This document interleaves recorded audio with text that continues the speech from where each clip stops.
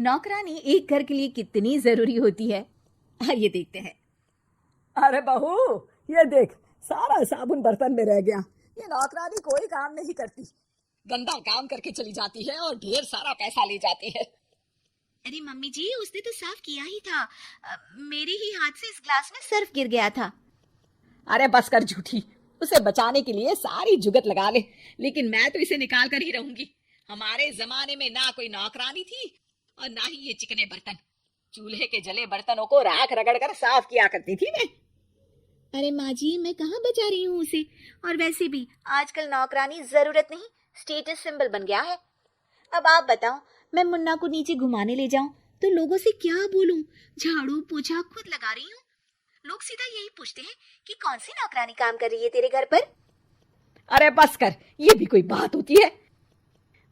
Mummy जी, आप नहीं समझेंगी। शाम को नौकरानी घर आकर काम कर ही रही होती है कि सास को कहती है, माँ जी एक बात बोलूं, बुरा न मानना। अरे वैसे तो मुझे तेरी शक्ल ही पसंद नहीं है, बात क्या खाक पसंद आएगी। अरे माँ जी, सुन तो लीजिए क्या कह रही है। तो मैंने कौन सा उसका मुंह पकड़ लिया है?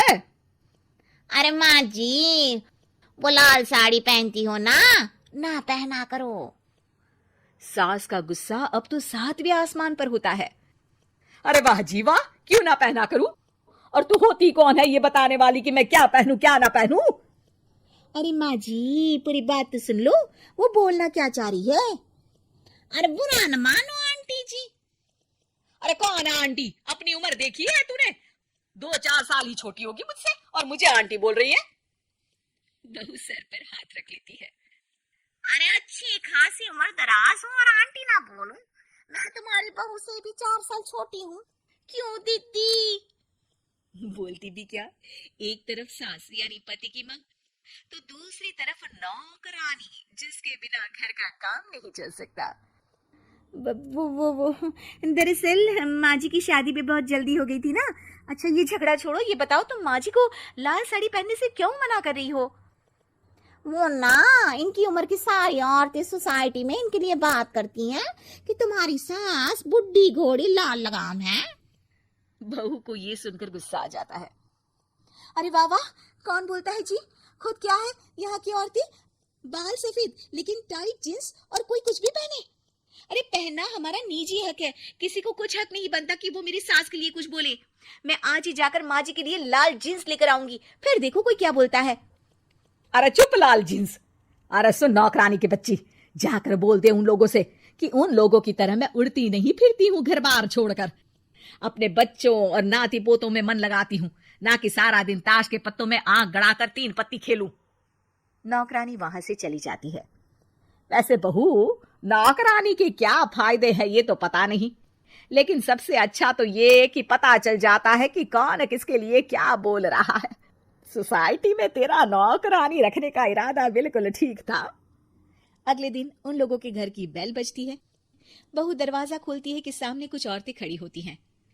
अरे बहू, कहाँ है तेरी सास? बुला जरा।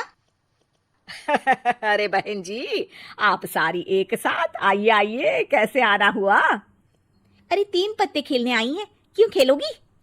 क्यों नहीं क्यों नहीं, वैसे भी बड़े दिन हो गए, एंटरटेनमेंट हुआ नहीं। बहू जा जाकर पकोड़े तो बना ला। अरे बस करिए, आगे कुछ पीछे कुछ।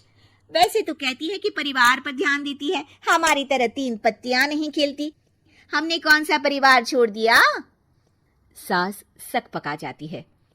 अब ये किसने कहा? मैं तो कहती हूँ कि मैं भी थोड़ा बाहर निकलूं। आपने ही तो कमला नौकरानी से ये सारी बात की थी। सास और बहू को अब सारी कहानी समझ आ जाती है कि सोसाइटी की औरतें क्यों भड़क रही हैं। माफ करिए आंटी, मैं छोटी हूँ लेकिन फिर भी पहले तो आप लोगों ने माँ की लाल साड़ी का मजाक उड़ाया था ना। हाँ हाँ उड़ाया था, लेकिन उससे पहले तो तुम लोगों ने हमारी जीन्स के बारे में बात की थी। अरे क्यों ना पहने हम जीन्स, तुम्हारे पैसों की थोड़ी ना है। सास और बहू सर पकड़कर बैठ जाती है। देखा बहू, ये खेल कर गई तेरी नौकरानी, यहाँ की बात वहां तो वहां की बात यहाँ। दोनों किसी तरह औरतों को समझा बुझाकर घर भेजती है और कसम खाती है कि नौकरानी को नौकरानी ही रहने देंगी।